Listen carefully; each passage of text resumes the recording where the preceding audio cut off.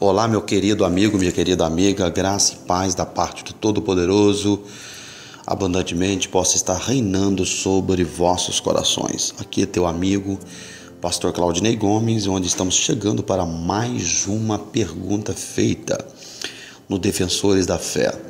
Eu achei interessante talvez estar elaborando esta pergunta, uma vez que, não no mundo teórico, mas na prática, quando me sobrevêm essas questões, está ajudando, auxiliando um irmão, uma irmã que tem filhos, né?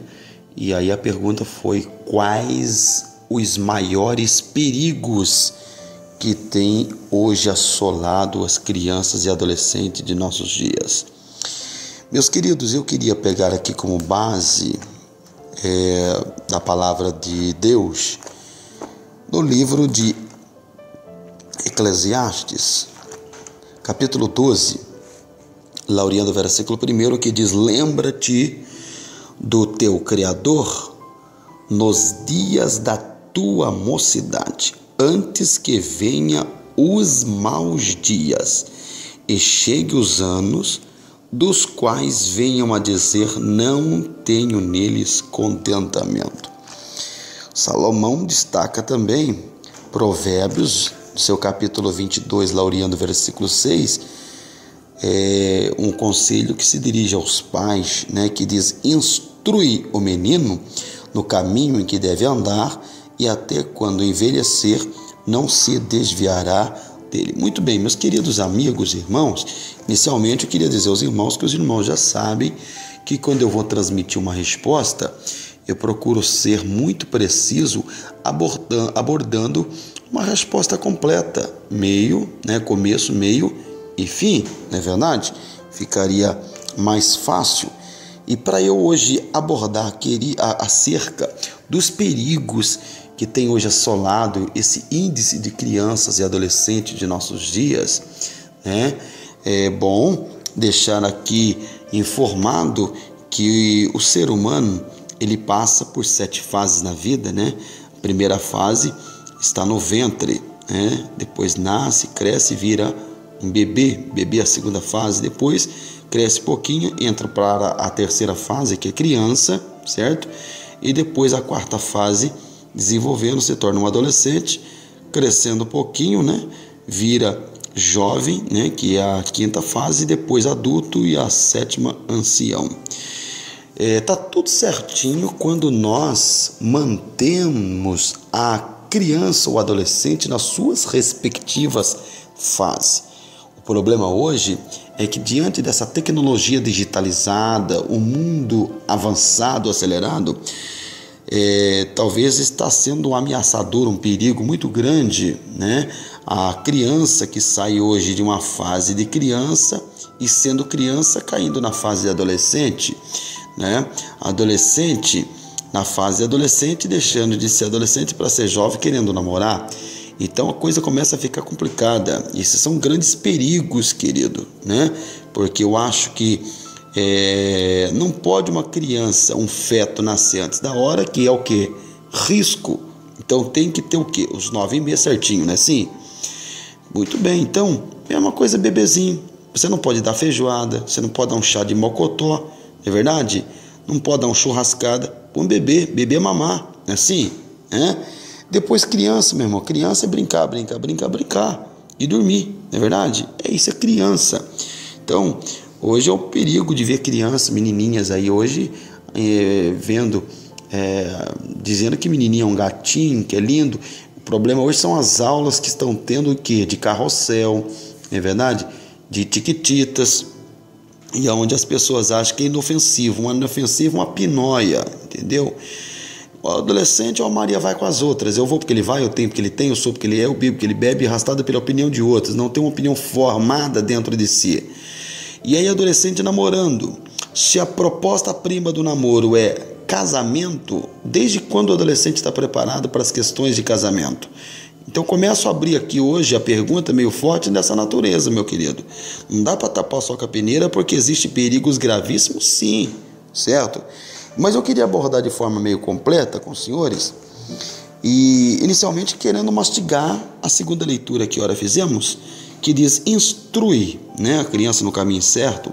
Então, para falar desses perigos, vamos tentar buscar um pouquinho o que seria esse instruir. Primeiro, instruir é ensinar. Então, como é que eu devo ensinar? Ensinar com o diálogo, certo? O diálogo, querido, ele está muito ligado à questão da comunicação, né? E comunicação, ela vem de uma palavra que na língua original é communicatio. Communicatio é troca de duas coisas, um pergunta e o outro responde. Eu já podia de cara citar um perigo aqui quando o adolescente está namorando, porque namoro não é para adolescente, namoro é para jovem preparando-se para as questões de um enlace matrimonial. Não é para adolescente, é para jovem. Então, já devo deixar claro aqui que esse é um perigo que está hoje assolando essa questão de criança e adolescente, certo? E aí, em cima de pesquisa, hoje são 3 milhões de abortos e mais de 2 milhões de pais e mães solteiras por consequência de namoros prematuros, certo? Porque enquanto não tem idade para namorar, invista nos estudos, invista no relacionamento com o pai e a mãe, invista na atividade das igrejas, né? Em amizades saudáveis. Porque se você quiser saber quem será você no amanhã, no meu olho aqui, no meu ponto de vista, é só eu saber quem são seus amigos e suas amigas. Essa é a regra aqui, tá? Então, mas aí que está o perigo, gente. O perigo, além de namorar antes da hora, ainda fica pro namoro beijo e abraço. Porque eu sou contra beijo e abraço no namoro. Porque o namoro não é para se conhecer. Então tá, então vamos colocar a palavra comunicação no latim. No latim é communicatium, certo? No latim. E comunicate é troca de duas coisas. Um pergunta, outro responde. Agora, se é verdade que a boca fala que o coração está cheio, então você precisa conhecer com quem você está se relacionando, mas se não fala, beija. E através do beijo e abraço tem muito hoje se casando sem conhecer um ao outro. Mas é até paradoxal falar isso aqui, porque isso aqui não tem nada a ver com adolescente, né? Adolescente não pode pensar nessas questões de namoro. Agora, gente, deixa eu transferir a questão de comunicação e diálogo aqui no campo de ensinamento de pais para filhos. Porque hoje, em vez de ter o diálogo, essa comunicação, né, tem hoje gritos. E esse é um dos perigos que está assolando as crianças e adolescentes, gente. Os pais que despicam a ira, grito que traz o quê? Perturbações psicológicas, distúrbios psíquicos nas crianças, certo? Então, se tiver que anotar alguns perigos, esse para mim já é um perigo. Pais que estão trazendo gritos, né, perturbações psicológicas nas crianças. Muito bem, a Bíblia diz instruir. Como é que eu devo instruir? Educar. E como é que eu devo educar? Por exemplo, quando você pega a Bíblia em Provérbios 23, versículo 13 e 14, querido, é bom aprender com a mesma. E a Bíblia diz o quê? A Bíblia diz, não retires a disciplina da criança, porque fustigares não é com beliscão, tapa, murro, pontapé, chute, puxão de cabelo, nem com grito, mas fustigares com a vara, nem por isso morrerá. Muito bem, eu sei perfeitamente que se olharmos para o ser humano nas suas respectivas fases, é bom aplicar uma varadinha na criança, não é verdade? É muito bom. Não pega o chinelo, nem bate com a mão, isso faz a criança ter aula de agressão física, facial e verbal, tá? Então, a vara é um princípio bíblico, tá bom? E eu não tenho absolutamente nada a ver com lei sem vergonha, que vai contra a palmada, mas, quer dizer, não pode a palmada, mas pode matar e assassinar um inocente no ventre com a maldita e desgraçada lei do aborto, não é verdade? Então tá, e se eles falam palmada, eles estão certos, o que não está em jogo aqui é a varada, entendeu? Uma varadinha na bunda faz bem, sim senhor, entendeu? Só que adolescente já não tem idade para levar varada, mas a vara dói, dói ou não dói? Dói. Então utilize a vara como lado da simbologia e aplique na criança, no adolescente, aquilo que dói. Aquilo que dói, você ponha. O castigo dói, retire dele o que ele gosta, mas não deixe de castigar uma vez que ele merece, porque na sociedade onde não tem lei, a liberdade vira libertinagem, certo? Então, meu querido, é bom pôr leis dentro da sua casa, certo? E leis são para ser respeitadas, porque se você pegar o versículo 14, diz: tu a fustigares com a vara e livrarás a sua alma do inferno. Hoje que eu estou vendo aí, é mãe, aliás, é bebezinho, filhinho aí, mandando pai e mãe calar a boca, batendo na cara do pai e da mãe, e os pais dando risada. Você vai ver o que vai resultar isso mais tarde, se você não aplica a correção agora, tá bom, meu querido? Tá? Nós nunca podemos descontar nossa ira na criança para não provocar distúrbios psíquicos, certo? Por quê? Porque a criança violentada, meu querido, ela vai carregar sequelas profundas para o resto da vida. E isso pode provocar nela mudança de caráter e de comportamento, né? Porém, se eu falar de perigos, né? Hoje nós estamos vendo pai ou mãe que passa uma autoridade para o cônjuge ou se metem para tirar a autoridade. Ó, não bata no meu filho, não bata no menino. Você está estragando, isso é um perigo para a criança. Isso não é coisa boa, isso é um perigo. Você está entendendo? Né? Então não pode. Como é que eu devo instruir? Meu querido, o maior legado hoje que uma pessoa pode deixar para o filho é o exemplo. É o exemplo. E eu percebo o seguinte: o que você faz fala tão alto que quando você fala ninguém te escuta. Porque a criança hoje tem uma capacidade de percepção que os adultos não imaginam. E eles vão se espelhar muito mais naquilo que o pai faz do que aquilo que ele fala. Não se engane. Quer dizer, mesmo que essa criança esteja aparentemente distraída, meu irmão, seus ouvidos estão o quê? Sempre atentos às conversas dos adultos. Uma vez teve uma irmã que estava conversando com o pastor na igreja, o menininho começou a olhar a cara do pastor. A mãe olha e diz: filho, o que é isso? Está encarando o pastor? E o menininho olha: ô mãe, eu estou procurando a outra cara dele que você falou lá em casa. Quer dizer, a mãe falou que o pastor tinha duas caras. Entendeu, meu irmão? E aí aqui está o X da questão. Quando você menos esperar, a criança será capaz de repetir tudo o que você falou. Por isso que existe o quê? Que perigo? Perigo que está cercando as crianças. Perigo de fofoca. Falar mal da igreja, falar mal do culto, falar mal do pastor, falar mal do A, do B, do B. Você está passando o quê? Você está passando um discipulado para a criança, porque discípulo é aquele que segue aprendendo e aprende seguindo. Então existem perigos que está assolando as crianças hoje. E um dos perigos muito grave é a ausência do exemplo dos pais deixado diante dos olhos das crianças, meu irmão. Esse é um perigo muito grande. Um perigo gravíssimo para mim. Você está entendendo? Quando você pega a palavra instruir, como é que eu devo instruir? Instruir com sabedoria, não é verdade? A Bíblia diz em Provérbios 24:3 que com a sabedoria se edifica a casa, com entendimento e inteligência ela se firma. Ou seja, saber estabelecer limite aos seus filhos. Você está dizendo muito sim, sim, sim, sim, sim e nunca não. Esse também é outro perigo, meu irmão. Já que a gente está falando de perigo para criança e adolescente, vamos abordar tudo, né? E existe coisa que a criança não é bom ouvir, né? Tem coisas que a criança não é bom escutar, certo? Tem pais que chegam em casa e dizem: eu não aguento mais meu filho. Poxa, o que é isso, meu filho? Está entregando de mão beijada para Satanás? Simplesmente é porque quando o filho tinha o quê? 4, 5, 6, 7 anos, não ensinou, não norteou, não discipulou a respeitar, né? E essa falta de respeito começou quando o filho ou a filha ainda era o quê? Uma criança. E é evidente que agora com 15 anos para cima, ela não vai respeitar e nem reconhecer a sua autoridade, né? Então, é aí que está o perigo. Crianças que batem na cara do pai conforme a hora diz, falam o que quer e os pais dão risada. Isso é perigo, meu irmão. Você tem que encarar como perigo, certo? Perigo, certo? Que perigos são esses que está diante das crianças? Por exemplo, deixa eu falar aqui de forma muito resumida, porque o meu tempo aqui não é um tempo vasto. A gente não tem muito tempo aqui, né? Então, eu vou só mencionar de forma resumida para vocês algumas palavras que o oráculo da criança não está preparado, meu irmão. É procurar os pais não dizer aos filhos palavras que podem representar perigo. Uma palavra é danado.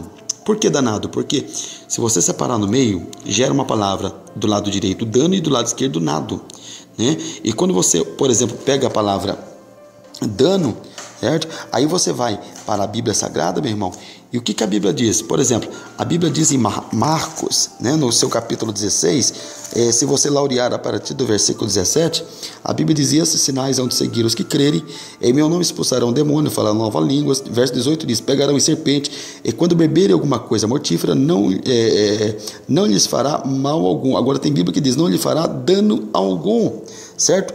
Então, dano ou mal, sendo palavras que andam de mão dada. Por exemplo, quando você pega Evangelho, escreveu Lucas, no seu capítulo 10, certo? E o versículo 19, o que a Bíblia diz?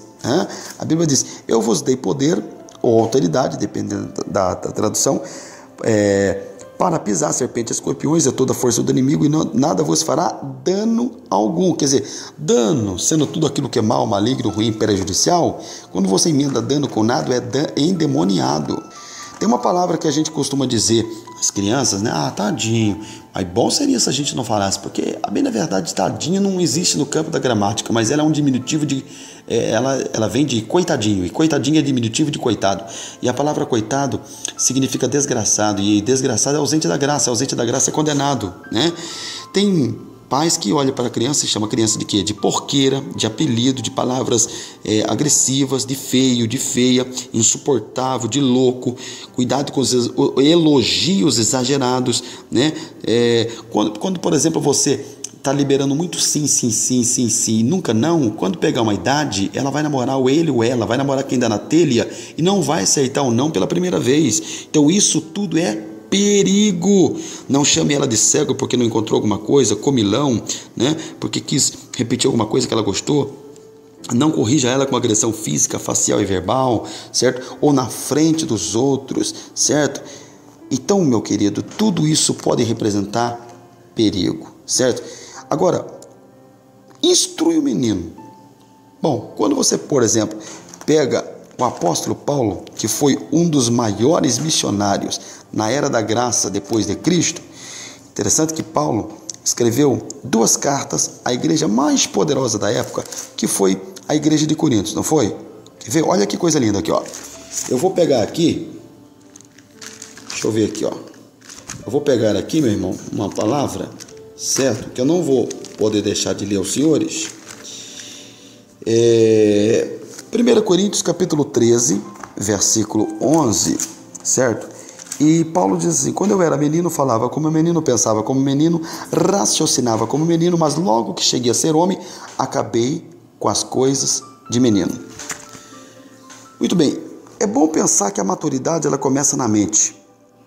Porque Paulo está dizendo que com o menino ele fazia coisa de menino. Deixando a coisa de menino, ele saltou de uma fase para outra e passou a agir como homem.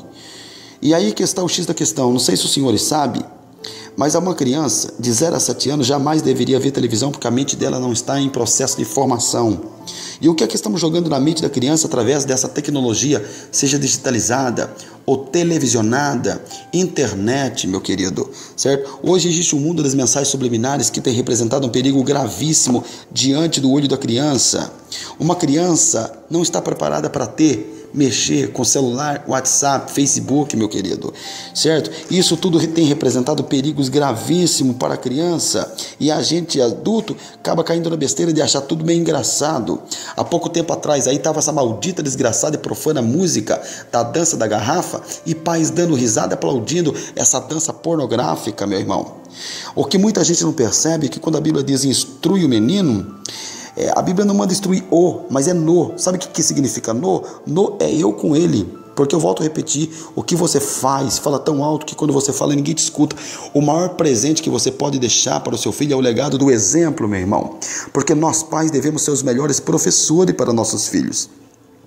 Certo? Geralmente os filhos são reflexo do que são os pais. Eu conheço muitos pais, pastores que geram filhos pastores, ainda que a questão não é uma herança, é uma questão hereditária, mas há essa grande probabilidade. Por exemplo, se você pegar o pastor Manuel da Costa, os 2 filhos dele são pastor, né? Tanto o Abner como o Samuel, né? Se você pegar, por exemplo, o pastor Samuel, tem o filho dele é o quê? Pastor Cezeno, o filho dele é pastor José Roberto Bezerra da Costa, o filho dele é pastor, e aí vai, entre N pastores. Meu irmão, para isso temos que ser promotor das bênçãos espirituais dentro da nossa família, e a bênção começa no ventre, a escolha de um nome, certo? Cortando o mal pela raiz, não é verdade? Ora, os beberrões não começaram na garrafa, meu irmão, começaram no copo de forma social. Os fumantes não começaram no meio do tráfico, não, começaram com um cigarrinho. E os maiores atiradores, uma probabilidade de ter o quê? O ensino de quando é criança brincando de polícia e ladrão com arma de brinquedo. Corte o mal pela raiz. Existe males hoje das amizades. Sonde com quem o seu filho está se relacionando na internet. As amizades, com quem ele anda, onde ele entra, onde ele sai. certo? O perigo da criança andar sozinho. Eu tinha 1 milhão de coisas para falar aqui, o tempo não é oportuno, né? Eu estou abordando um espaço de 20 minutos, mas 20 minutos é só para aquecer as turbinas, meu irmão. Então, vamos cortar o mal pela raiz, vamos profetizar, vamos ensinar, vamos dialogar, vamos levar o nosso filho para a Canaã celestial através dos ensinos da palavra, fazendo bons discipulados e não abrir mão, porque filho é presente de Deus, tá bom, querido? Fica a dica. E vamos para a próxima pergunta, em nome de Jesus. Um forte abraço e um beijo no coração.